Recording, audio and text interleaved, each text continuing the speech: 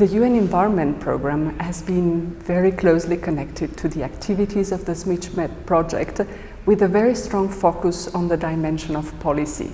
We actually worked with all the 8 countries involved in the SwitchMed project to support them in positioning high in the agenda of their countries sustainable consumption and production and circular economy.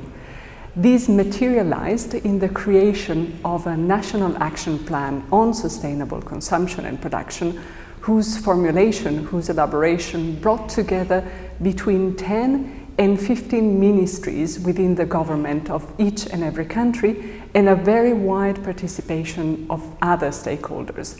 And this became also a very, very close opportunity for the countries to directly move ahead on one of the Sustainable Development Goals, Goal 12, that is indeed very much about sustainable consumption and production.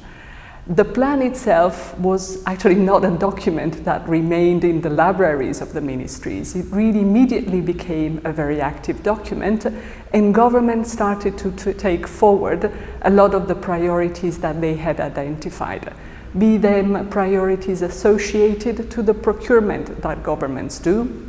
be them priorities related to the interconnection between waste and circular economies, work on sectors such as agriculture and tourism, or work related to one of the emerging issues that the region feels very strongly, which is the management of plastic and addressing the problem of marine litter.